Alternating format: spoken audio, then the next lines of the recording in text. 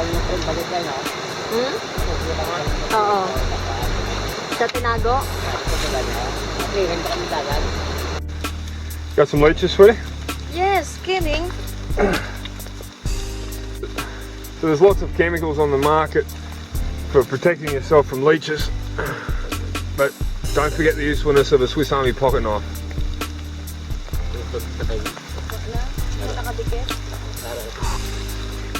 To a leech, this pair of scissors is the size of a truck.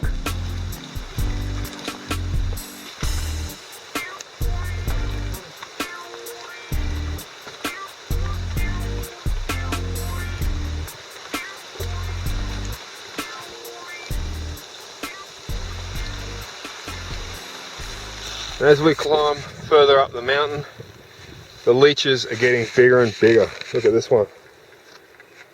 It's huge.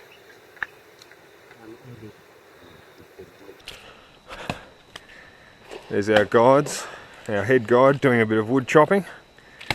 The wood is extremely wet around here, but somehow they managed to get their fires going. There's our tent over there. I'll just show you that in a moment. Take you inside here, show you the campfire. So this is what the wood looks like once it's all split up. It's almost completely dry. So the head guide has been sleeping on this hammock. There's his hammock. There's a few advantages in sleeping on a hammock. One being that you won't get wet if the ground is completely flooded. Also, the hammock can act as a nice comfortable seat for when you're not sleeping. Turn around to show you the campfire. So all traditional fire lighting systems aside ferrocerium rods and bow drill systems. How do the natives light their fires these days? There's a plastic Coke bottle filled with petrol. So they've simply carried that litre or two of petrol up here into the mountains, and using that they will manage to start their fire. Surely they could do it with traditional methods, but with everything just so wet the way it is here, it's a lot simpler to just use the gasoline. I'll just take you through this side of their tarp setup. So they're using just a heavy duty tarp, the kind of thing you find in a hardware store. So as we said in the previous jungle camping video, a tarp is an extremely necessary part of the setup. The rain is just so damn heavy that you really need this outdoor shelter area when you come outside of your tent. So the whole tarp system acts as an area where you can dry your clothes. Just show you some of the spots where they've tied their guy lines down. They're not even using rope, they're just using this plastic packing tape stuff to tie down their tarp. And the plastic tarp doesn't even have eyelets on the corners, so they're just using a knot to join the tarp up. Back around this way. And that wood pile is now resting in front of the fire. It slowly dries out as the fire burns. There's their cooking pot just resting on the end of a pole. There's Kuya blowing a bit of air onto his fire, which is now sparking up.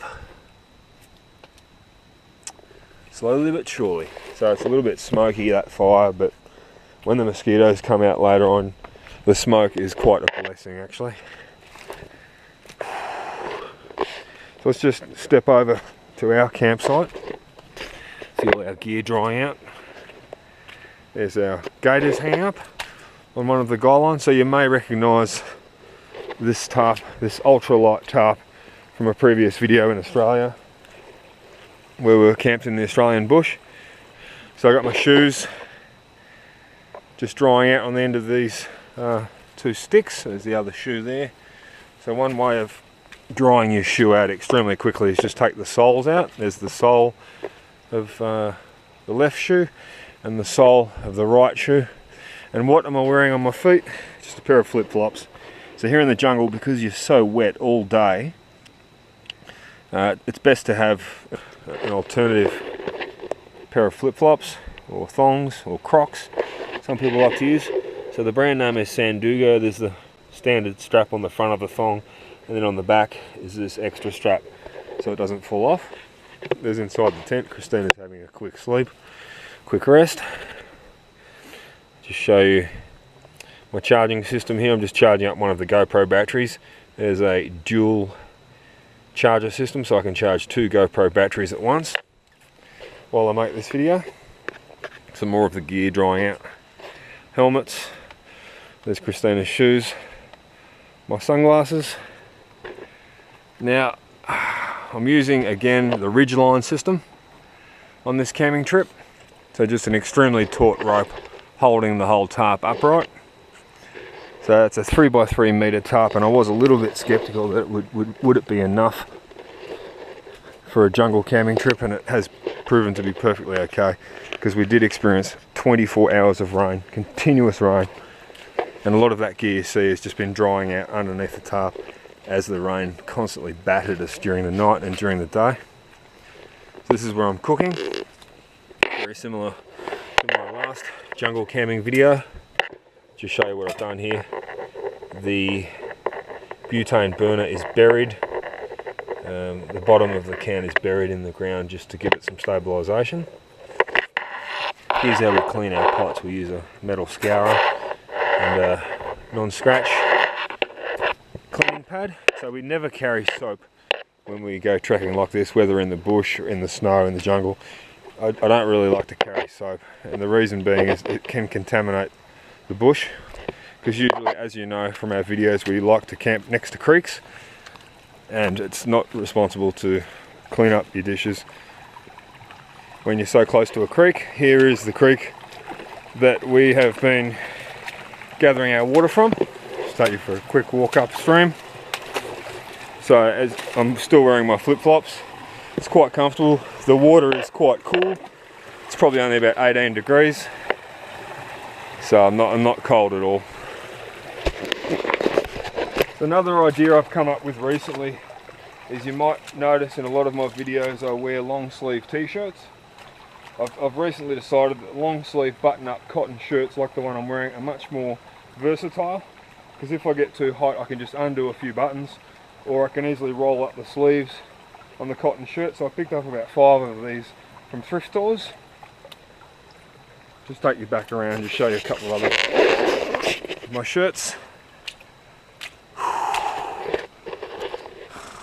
Cotton being the most breathable fabric that's readily available, and one fabric that is even more breathable is linen. So this is a linen shirt. Linen comes from a flax plant, so it's said to be more durable than cotton and even more breathable.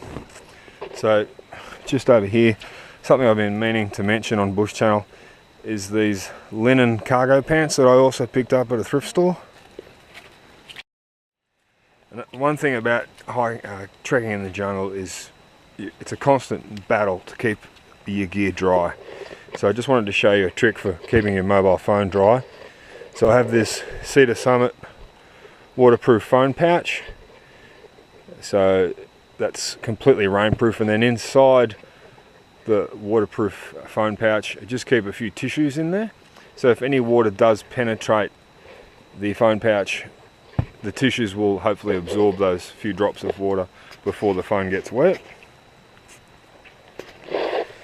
And another tip for keeping your burner dry is, when I go to sleep at night, just keep a lid on top of the burner.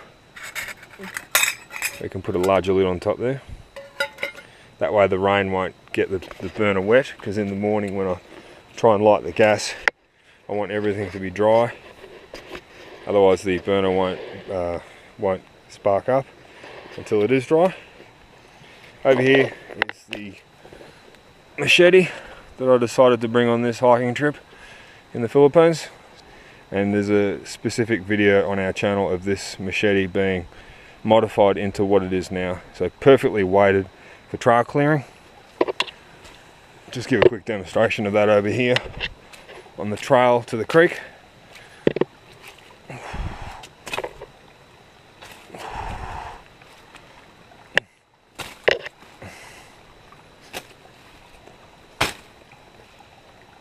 Perfect trail clearing machete. Let's put it back down.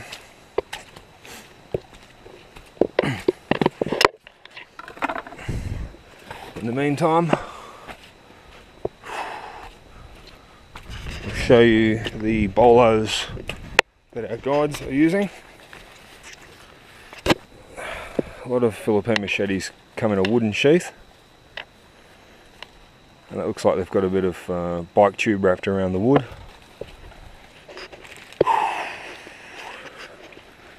Step back this way, have one last look at the entire campsite. If you're out there, I hope you're in a dry spot, and we want to wish you happy camping.